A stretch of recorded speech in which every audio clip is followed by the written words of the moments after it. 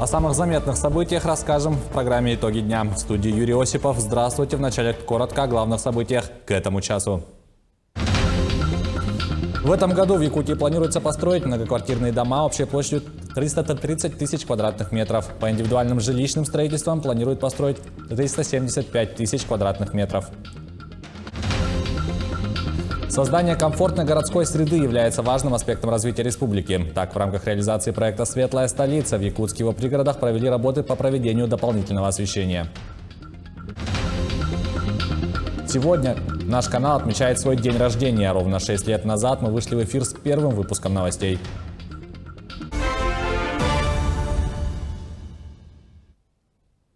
В столицу региона с рабочим визитом прибыл заместитель генерального прокурора России Дмитрий Демешин. Он совместно с главой Якутии Айсеном Николаевым осуществил выезд в район строительства Ленского моста. В ходе мероприятия проведен осмотр строительной площадки мостового перехода через реку Лена, возводимого в рамках концессионного соглашения. На площадке Дмитрием Демешиным с участвующими лицами обсуждены основные вопросы по строительству объекта, этапы исполнения плана графика строительных работ. Прокуратуре республики поручено обеспечить надзор за ходом строительства вантового моста, за целевым использованием бюджетных средств, за соблюдением сроков и качества выполняемых работ. Мост повысит транспортную доступность для населения региона с 22% до 87%, что обеспечит экономию бюджетных средств до 4,1 миллиарда рублей ежегодно, выделяемых на северный завоз. Напомним, что 17 января президент России Владимир Путин провел совещание с членами Кабмина, на котором обсуждались итоги визита на Дальний Восток, в том числе вопрос по Ленскому мосту. Ввод объекта запланирован на 2028 год. Также заместитель генерального прокурора России Дмитрий Демешин осмотрел возведенную по национальному проекту образования Хатасскую среднюю школу. Сейчас в школе, введенной в работу в декабре прошлого года, обучается более 1000 детей. Заместитель генерального прокурора России проверил условия обучения, осмотрел учебные классы, побеседовал с руководством школы и преподавательским составом. По итогам осмотра прокуратуре республики дано поручение о необходимости продолжения надзорных мероприятий за организацией образовательного процесса, в том числе в части сокращения двухсменного графика обучения детей. Состоялось расширенное совещание у первого заместителя председателя правительства республики Дмитрия Садовникова по плану работ на этот год по реализации строительства объектов капитального строительства в рамках национальных проектов и государственных программ республики. Как было сказано на заседании, на этот год план строительства многоквартирных домов составляет 330 тысяч квадратных метров. По индивидуальным жилищным строительствам планируют построить 375 тысяч квадратных метров. По итогам прошлого года в республике введено 705 тысяч квадратных метров, что является рекордным показателем постсоветского времени в республике. Кроме этого, по линии Министерства здравоохранения это 22 объекта, по линии Министерства образования 27 объектов, по линии Минспорта 20 объектов, по линии МинЖКХ 24, Министерства культуры 11. И так в целом мы набрали где-то 124 объекта, которых мы планируем ввести в целом по итогам 2024 года. Планы, которых мы сегодня обозначили, пока никакой объект мы пока не передвигаем. Создание комфортной городской среды является важным аспектом развития республики. Так, в рамках реализации проекта «Светлая столица» в Якутске и его пригородах провели работы по проведению дополнительного освещения улиц. Подробнее в следующем сюжете. За 2023 год в Якутске всего было установлено более 500 уличных опор и около 700 светильников. Освещение появилось в микрорайонах Марха, Кангаласы, в селах Маган, Пригородный, Табага, Хатасы и Тулагина. Для проведения данных работ было выделено более 75 миллионов рублей. Увеличение линии освещения города помогает программа «Светлая столица». Целенаправленно выделяются деньги, и мы отрабатываем в течение года. Не остаются в стороне пригороды. На пригороды примерно выделяется треть объема от денег. Одной из улиц, наконец получивших свет на своей территории, стала улица Ярославского в микрорайоне Марха, жители которого с нетерпением ждали этого события. Жительница Мархи Анастасия Глушкова проживает на этой улице 5 лет, и она на своем опыте знает, как было до и что теперь стало. Но жилось, мягко говоря, некомфортно. Особенно детям, которые заканчивают школу после второй смены. Ребята, которые учатся в институтах, поздно возвращаются домой. На улице было темно, но это очень мягко говоря, что было темно. Плюс ко всему у нас была проблема с бродячими собаками. Ребята попросту, дети особенно, боялись идти. Впечатления их масса, их просто масса. У нас дети первые просто пищали от восторга, что наконец-то улица светлая. То есть наконец-то светло. Фонари работают ярко, без перебоев. Слава богу, запуск произошел хорошо. Оценка жителями качества уличного освещения играет важную роль в обеспечении безопасности и комфорта городской среды. Освещение улиц напрямую влияет на повышение безопасного движения автотранспорта и пешеходов. Провели, обустроили уличное освещение по улице Ярославского, но не только. У нас в том году, в 23-м, было обустройство уличного освещения также в квартале Северный, это где раздали участки многодетным семьям. Да? Жителям, во-первых, это дает безопасное передвижение по улицам, да? Это у нас в приоритете, да? Безопасность наших граждан. Как и в предыдущие годы, городские власти провели большую работу по освещению не только территории Якутска, но и его пригородов. Отметим, по мнению президента страны Владимира Путина, обновление и создание комфортной городской среды не только в крупных центрах, но и в других регионах страны является приоритетной целью, чтобы у регионов было больше стимулов для дальнейших изменений. Тимур Колмогоров, Павел Пахомов, Якутск. В период паводка в Якутии 125 населенных пунктов могут попасть в зоны возможного затопления. Об этом сообщает Департамент по водным отношениям и экологическому просвещению Минэкологии региона. По данным Якутского гидрометцентра, в настоящее время толщина льда на реках республики преимущественно меньше среднемноголетних значений, за исключением отдельных участков на реке Лени возле Алекминска, Покровска и села Кисёх, а также на участках рек Вилюй и Колымы, где наблюдается превышение нормы. Вместе с тем, запасы снега в регионе отмечаются в пределах нормы. Противопаводковые мероприятия по зачернению и распиловке льда начнутся на реках Якутии в конце марта – начале апреля. Также с конца ноября до начала марта полным ходом идут работы по выморозке судов. В этот межнавигационный период Жатайский судоремонтный завод отремонтирует 96 судов, 28 из которых предстоит подготовить путем выморозки. О том, кто освобождает судно из ледяных оков, расскажет Даяна Федорова.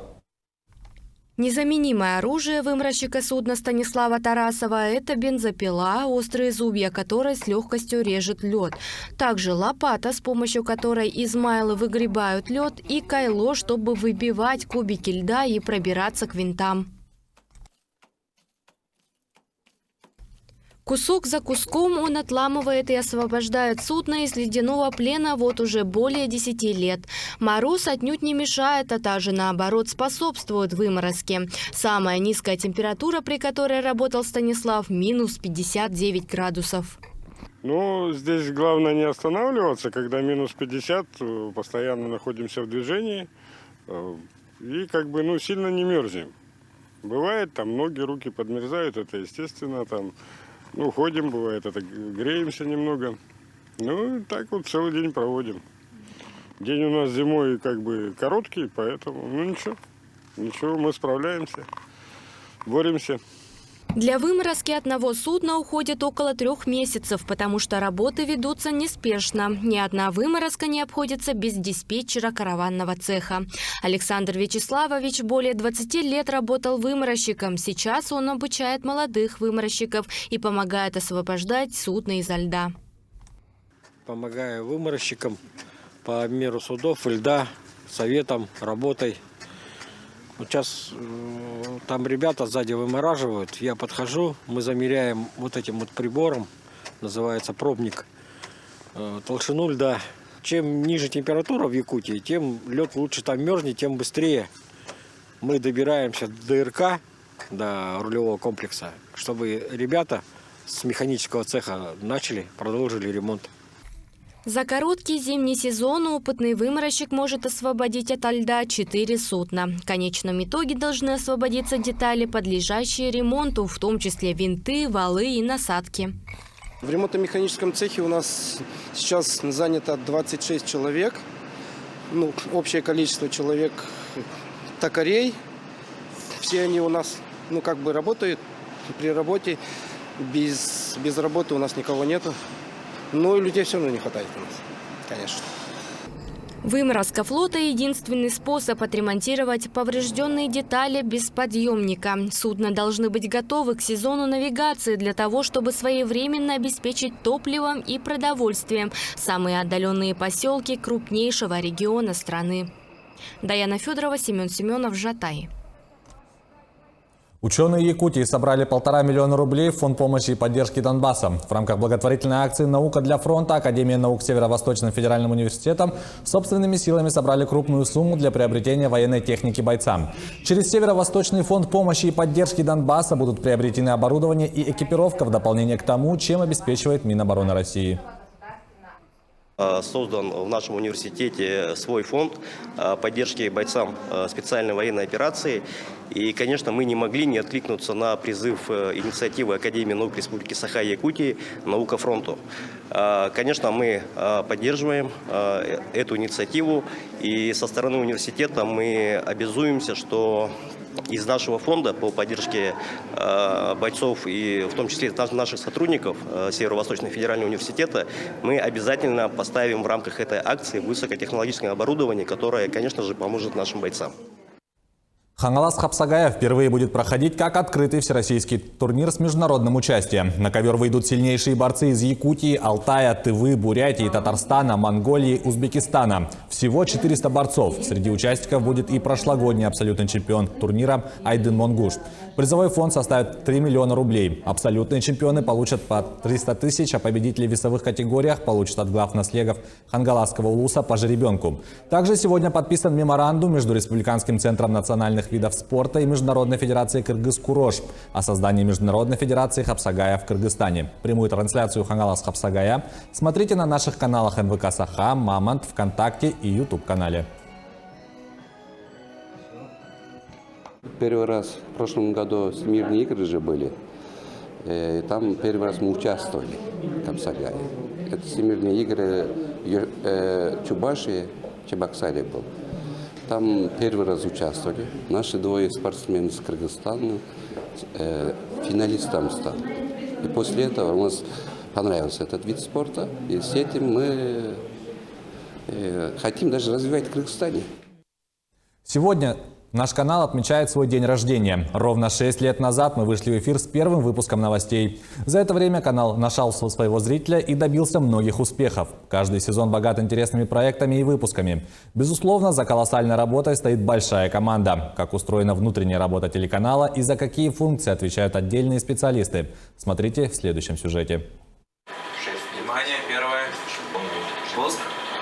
С этих слов начинается эфир и запускается механизм, связывающий и координирующий работу множества людей. Главная кухня телевидения – аппаратно-студийный блок, с помощью которого ведется весь процесс формирования программ звукового и телевизионного вещания. Руководит всем этим процессом режиссер, от него зависит все. И подача материала, и длительность программы, и даже моральная поддержка ведущего. Вот уже 6 лет мы ведем новости на канале Якутия-24. Каждый день в прямом эфире, с утра до вечера. Однажды в эфире у нас пропал свет и отключились телесуфлеры. И приходилось подсказывать ведущему новости. Также человеком, чья профессия остается всегда в тени, это звукорежиссер. Ни один эфир не обходится без его участия. Он является реализатором творческого замысла того же режиссера. От его мастерства в использовании звука, от его умения найти и применить наиболее эффективный технический прием зависит успех телепрограммы в целом. Ну, во-первых, следить за качеством уровня звука, отстраивать звук, подготовка материалов. Творческая профессия абсолютно к этому. Ну, я говорю, это прям то, что я хотел. Такие звуки печатания по клавиатуре в комнате корреспондентов не стихают в течение всего дня. Именно корреспонденты собирают всю информацию, а также делают интересные сюжеты и репортажи с места событий. Эта профессия требует грамотной устной речи, креативности, творчества и эмоциональной устойчивости. Самая такая запоминающая всегда это была съемка тоже. Мы выехали в 5 утра, чтобы встретить гостью. Это было 30 декабря, то есть в 5 утра 30 декабря нам с оператором надо быть уже в аэропорту. Ну, это вот, наверное, одна из самых запоминающихся. Мы смогли показать лишь малую часть большого коллектива, что неустанно трудится в нашем телеканале. Немаловажную роль также выполняют наши коллеги – продюсеры, координаторы, операторы, водители, а еще и монтажеры и шеф-редакторы. С такой сплоченной командой создавать материалы становится гораздо легче и интереснее. Марина Захарова, Лилия Уваровская, Аэлита Махно, Якутск. Якутия-24 выпускает не только информационные программы, но и развлекательно-познавательные проекты. Канал 6 лет прошел путь от дебютанта телеэфира до известного и достаточно популярного канала с рядом интересных, примечательных программ. О проектах канала в следующем сюжете. Телеканал «Якутия-24» непрерывно развивается, пополняя эфирную сетку новыми программами. Работу в этом направлении ведет отдел спецпроектов, который в течение прошлого года выдал в эфир 15 развлекательных передач. Среди них кулинарная программа «Просто вкусно», проект для любителей петь «Вот это да», танцевальный конкурс «Танцуй», мотивационный женский проект «Я», программа «Испытана на себе», мы вам покажем, «Сад и огород» и другие. Наибольший интерес у телезрителей вызвал проект «Танцуй». В связи с тем, что прошлый год был годом труда, участниками конкурса стали представители разных профессий, разбитые на 9 пар. Одним из фаворитов телезрителей был дуэт в составе хореографа Ульяны Протопоповой и сотрудника водоканала Алексея Гаязетдинова. И, конечно же, когда работа идет в паре, и в танцах пары, главное взаимоотношения и понимание. Были и всплески. А так, конечно же, остались очень хорошие положительные впечатления. Проект «Танцуй» побил все рекорды по количеству просмотров в прямом эфире. И это побудило руководство телеканала и компании запустить проект повторно, но уже в новом формате. «Якутия-24» работает с разными форматами. Так, в прошлом году в эфире телеканала стартовал реалити-проект «Городские девчата», который притянул себе внимание молодежи. В рамках проекта городские девушки решили испытать себя в условиях сельской жизни. Интересный опыт, очень много впечатлений, самое незабываемое лето. Большинство заданий, которые были там, я делала в первый раз. Ну вот, если по чесноку, так вообще абсолютно в первый раз. Корову видела, и вообще трогала корову в первый раз. Проект «Городские девчата» набрал наибольшее количество просмотров на канале «Якутия-24» видеохостинге YouTube. На сегодняшний день один из выпусков проекта посмотрели более 47 тысяч раз. От заботы мелких ссор я тебя увел. С помощью этих проектов телеканал «Якутия-24» раскрывает творческие способности и зажигает новых звезд в разных районах республики. Проект «Вот это да» охватил такие города, как Алекминск, Мирный, Ленск, Нерюнгри, Алдан и Якутск. Победителя проекта выбрали жители всей республики. В голосовании приняли участие даже жители других регионов России и стран СНГ. В итоге победителем проекта по решению телезрителей стал Сультим Дашипылов, представлявший Мирнинский район. На данный момент я проживаю в городе Улан-Удэ, работаю в оперном театре имени Цыдынжапова. Хочу сказать всем большое спасибо за то, что вы меня выбрали. Второй сезон проекта «Вот это да» стартует на телеканале уже с 3 февраля. Вниманию зрителей свои музыкальные номера представят жители Мирного, Томота и Алдана. Финал конкурса пройдет 25 февраля в прямом эфире телеканала «Якутия-24». Проекты телеканала охватывают не только телезрителей, но и пользователей социальных сетей. YouTube-канал «Якутия-24» в декабре 2023 года стал лучшим по вовлеченности аудитории среди региональных телевизионных каналов России и вошел в топ-5 по количеству просмотров. В скором времени мы надеемся получить серебряную кнопку YouTube-канала, поскольку мы завоевываем новых зрителей, новые программы, новые форматы, и поэтому знаем, в каком направлении расти и развиваться дальше. 6 лет – это лишь начало пути. Коллектив телеканала и впредь будет радовать зрителей свежими новостями, прямыми эфирами и новыми проектами. Власий Сергеев, Татьяна Филиппова, Аэлита Махно, Якутск. Во многих районах республики работают филиалы нашего канала. Якутия-24 рассказывает новости, производит интересные проекты, но при этом помогает жителям региона. Подробнее о работе Мирнинского филиала в следующем сюжете. Мирнинский район самый многонациональный в нашей республике, где проживают представители свыше 80 национальностей. Сохранять и приумножать в районе межнациональную стабильность, взаимопонимание, традиции, дружбы и интернационализма – главная задача Ассамблеи народов на долгие годы. Оно объединяет 23 национальных культурных объединения, вносит неоценимый вклад в единение разных народов, дальнейшее развитие духовных и культурных ценностей. В Мирнинском районе проживают представители более 80 национальностей, и нам очень отрадно, что Якутия-24 поддерживает общественное движение Мирнинское отделение Ассамблеи народов и рассказывает о тех семьях, которые проживают в Мирнинском районе уже на протяжении многих лет. И нам очень важно транслировать в наш мир дружбу народов, позитивные традиции, которые сохраняют наши семьи, несмотря на то, что они уже давно выехали за пределы своих стран, регионов. И здесь, в Якутии, они уважают наши традиции и в том числе сохраняют свои. И это очень важно и здорово для подрастающего поколения в том числе. Объединение людей на основе сострадания, доброты, любви к ближнему – это основная задача общественной организации «Золотые руки ангела» в городе Мирный. Волонтерское движение было создано в целях объединения усилий для помощи раненым в ходе специальной военной операции. Чуть больше года назад в небольшом помещении 20 волонтеров изготавливали окопные свечи, носилки и маскировочные сети. Теперь же здесь шьют все, в буквальном смысле одевают бойца с ног до головы. Приходящих в штаб было очень мало.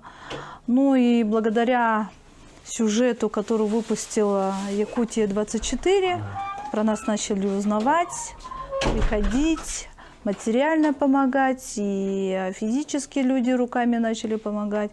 Также свечи окопные у нас, батюшка появился, начал окопные свечи заливать, взял ответственность, и до сих пор уже в течение 1,5 лета, уже почти, да, занимается этими окопными свечами. На сегодняшний день нас уже более 500 человек.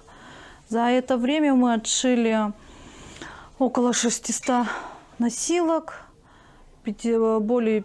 около 400, получается, пятиточечников, сетей, очень много наплели, получается, и отправлено все на фронт. Более 15 тонн гуманитарного груза отправлено нашим бойцам. Не только Мирнинского района ребята получали помощь от нас, и госпиталя разные, московские, Белгород, Симферополь отправляли. С каждым днем в самом многонациональном районе становится все больше зрителей телеканала «Якутия-24». Нас смотрят, с нами делятся, к нам обращаются. Сегодня также молодая мирнгринская семья Головиных отмечает свою личную, не менее важную дату – 2 года с момента знакомства. Также благодаря нашему каналу. Все подробности в следующем сюжете. Захар Головин – видеооператор Мирнгринского филиала. Работать начал в 2019 году, сразу после армии. В этой работе нравится все, потому что это очень разностороннее. Ты все время ездишь на какие-то съемки, на выезды, знакомишься с людьми, общаешься. Ну, хотя ты находишься за кадром, но все равно это очень насыщенная работа. То есть ты никогда не скучаешь, не сидишь на месте, это все интересно. Никогда не было мысли уйти. То есть еще коллектив хороший. Ну и, конечно, благодаря этой работе так получилось на одной из съемок, что я познакомился со своей будущей женой. 2 года назад наша съемочная группа снимала сюжет об единственной девушке в группе автомехаников Южно-Якутского технологического колледжа. Героиня сюжета Анастасия покорила своим обаянием и целеустремленностью нашего оператора Захара. Молодые люди познакомились и спустя полгода создали семью. И несмотря на молодой возраст и достаточно быстрое принятие решения о скреплении отношений брачными узами, это осознанный брак со здоровыми и гармоничными взаимоотношениями. Но у нас самое главное правило – это разговоры. Всегда надо разговаривать. Неважно, что случилось, что происходило или там, что было за последнюю неделю. Всегда надо вот сесть, поговорить, обсудить. Без этого не будет решения проблемы.